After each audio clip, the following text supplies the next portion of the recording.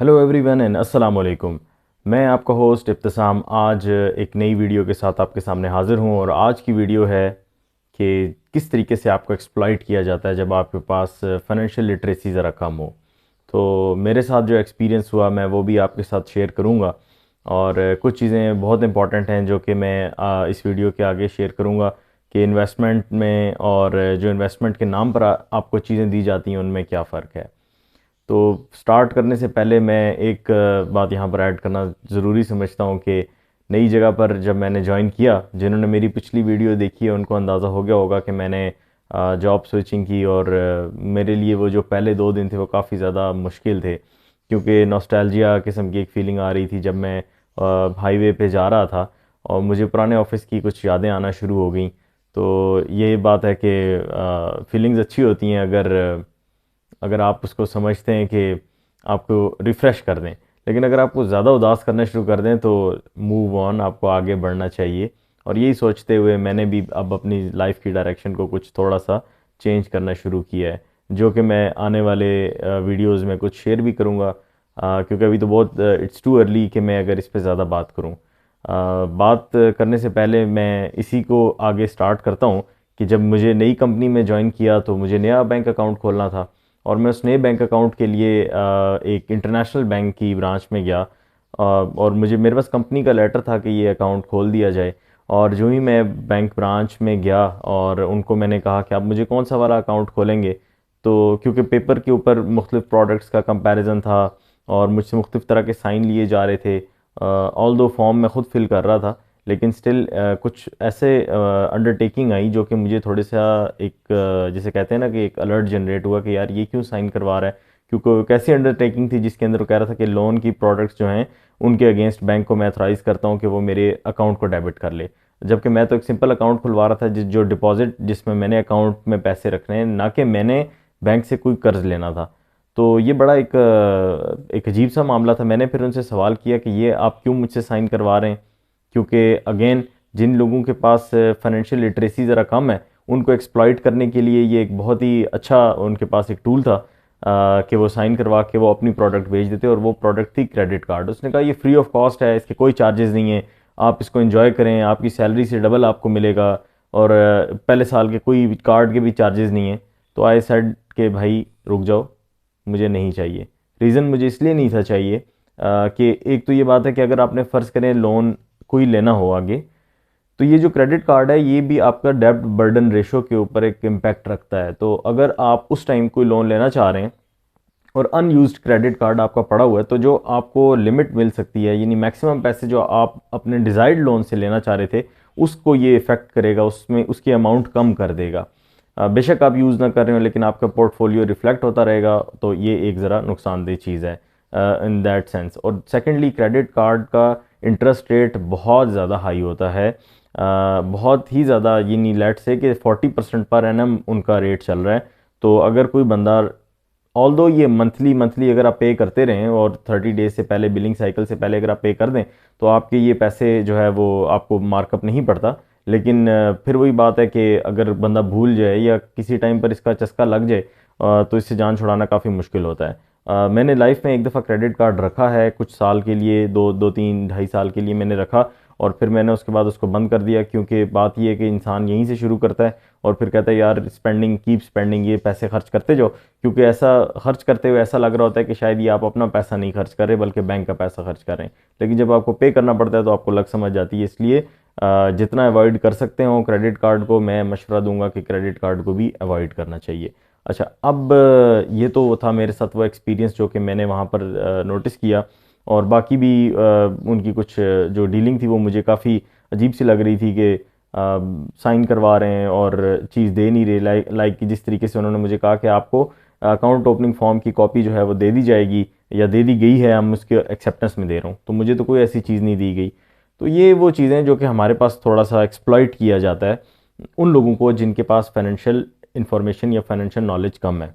और अब मैं मेन चीज़ की तरफ आ रहा हूँ इस वीडियो पे, जो सबसे इम्पॉर्टेंट पार्ट है वो है लाइफ इंश्योरेंस या बैंक इंश्योरेंस के नाम पर जिस तरीके से एक्सप्लॉइट किया जाता है लोगों को, और लोगों की सारी सारी ज़िंदगी के पैसे गलत बयानी करके, झूठ बोल के इस पॉलिसी में इन्वेस्ट करवा दिए जाते हैं, और फिर जब वो पैसे इन्वेस्ट हो जाते हैं और लोगों को पैसों की ज़रूरत पड़ती है तो वो पैसे इनफैक्ट जो कि आपने ओरिजिनल इन्वेस्टमेंट अपनी तरफ से की होती है वो उसका मोर देन 50% डूब चुका होता है। उसकी डिटेल्स में मैं अभी जा रहा हूँ, मैं आपको समझाऊंगा कि कैसे इस तरह से होता है।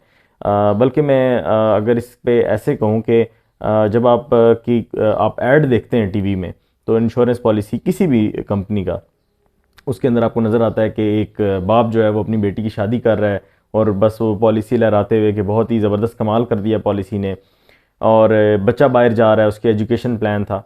तो पॉइंट ये है कि प्लान्स को ऑप्ट करना कोई बुरी बात नहीं है। ये अगर आप लॉन्ग टर्म पेमेंट कैपेसिटी आप रखते हैं, या आप अपनी फैमिली के लिए कुछ ऐसा इंतज़ाम करके जाना चाह रहे हैं कि अगर आपको, क्योंकि इंसान के ऊपर ये बात है कि मौत तो बरहक है, सब ने मरना है, तो कुछ लोग ये कहते हैं कि हम इस तरह की पॉलिसीज़ में इन्वेस्ट कर देते हैं ताकि हम ना रहें तो ये इंश्योरेंस पॉलिसी से फाइनेंशियल क्रंच में हमारी फैमिलीज़ ना जाएं। अपनी सोच है, मैं उसको सही या गलत नहीं कहूँगा, लेकिन उस सूरत में एक अलग पर्सपेक्टिव है। और अगर मैं उसके ऊपर भी बात करूँ तो कितने सारे पॉलिसी होल्डर्स हैं जो ये पॉलिसी लेते हैं और वो इस पॉलिसी गुजर जाने के अरसे में नहीं मरते, और मैं फैक्चुअल बात आपको बता रहा हूँ कि इसकी प्रोबेबिलिटी काफ़ी लो है कि जब आप पॉलिसी लेंगे तो उसी के पॉलिसी के दौरान ही मतलब मर जाएंगे। ये अल्लाह का निज़ाम है, मैं इस पर ज़्यादा बात नहीं कर सकता, ना मेरे करना बनता है, लेकिन पॉइंट ये है कि ये अब आपकी अपनी चॉइस है।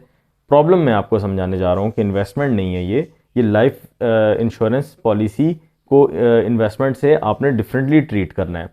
क्योंकि अक्सर जो आप अकाउंट खुलवाने जाएं या कोई भी आप ट्रांजैक्शन करने काउंटर पे जाएंगे तो एक आधा बंदा, अब तो ज़रा ये ट्रेंड कम हो गया है, पहले तो बहुत ज़्यादा था कि आपके पास आके आपको अपनी प्रोडक्ट सेल करना शुरू कर देता था, और लोगों को ये कहा जाता था कि ये पहले साल आप इसमें 1 लाख रुपया डालेंगे तो उसके ऊपर हमारे मार्क इतना ज़्यादा रिटर्न है, सेकेंड ईयर में फिर हमारे रिटर्न और बढ़ जाता है। इसी तरह करते करते जब 10 साल पूरे होंगे तो आपने अगर 10 लाख डाला तो हम आपको 40 लाख रुपया रिटर्न करेंगे। तो लोग इसको बड़ा अच्छा समझते थे कि यार अगर हर साल 1 लाख रुपया देना है और 10 साल बाद मुझे 40 मिल जाता है, और खुदा न खास्ता अगर कोई अपसेट हो जाता है, कोई ऊंच नीच हो जाती है, तो सारे के सारे पैसे 40 लाख अपफ्रंट फैमिली को या जो पीछे लोग रह जाएंगे उनको मिल जाएगा। तो इस चक्कर में लोग इन्वेस्टमेंट अपनी तरफ से करके बैंक को पैसा दे देते हैं, और इनफैक्ट वो बैंक को पैसा नहीं जा रहा होता, वो इंश्योरेंस कंपनी को पैसा जा रहा होता है। और उसके अंदर एग्जांपल ये है कि अगर 1 लाख रुपया आपने इन्वेस्ट किया, अपनी तरफ से इन्वेस्ट किया, और पहले ही साल आप समझते नहीं यार अब मुझे तो पैसों की बड़ी सख्त ज़रूरत पड़ गई है, मुझे 1 लाख रुपया वापस निकालना है। जब आप निकालने के लिए जाएंगे तो आपको मिलेगा अप्रॉक्सीमेटली 40 to 45,000। उसकी रीज़न ये है कि पहले साल इंश्योरेंस पॉलिसी के ऊपर एक कमीशन चार्जेस होते हैं, वो बहुत ज़्यादा उसकी रेट होता है, लाइक 40% से तो खैर ज़्यादा ही होता है, तकरीबन 50 to 60% जो चार्जेस होते हैं वो आपके उस सूरत में आपसे ले लिए जाते हैं कि ये हमारा कमीशन है।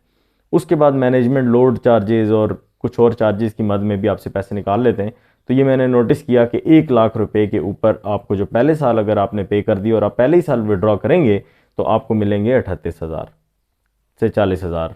तो ये इसी तरीके से सेकेंड ईयर जब आप जाएंगे दूसरे साल तो अब फिर आपके 50% उन्होंने ले लेना कमीशन, और फिर उसके बाद मैनेजमेंट लोड चार्जेस। तो आपने दूसरे साल बैंक को दिए 2 लाख रुपया, यानी इंश्योरेंस कंपनी को दिए 2 लाख रुपया, और 2 लाख रुपया देने के बाद अब जब आप विड्रॉ करने के लिए जा रहे हैं तो हो सकता है कि अब आपको 90,000 रुपीज़ मिले। 2 साल में 2 लाख रुपया देने के बाद आप विड्रॉ कर रहे हैं तो आपको मिल रहे हैं 90,000। तीसरे साल फिर कमीशन चार्जेस कट जाएंगे आपके, और वो शायद थोड़ा सा कम हो जाएं, शायद 50% हो जाएं, 45% हो जाएं, और फिर मैनेजमेंट लोड चार्जेस कट जाएंगे। तो 3 लाख रुपया देने के बाद आपको मिलेगा अप्रॉक्सीमेटली 1.5 लाख रुपया।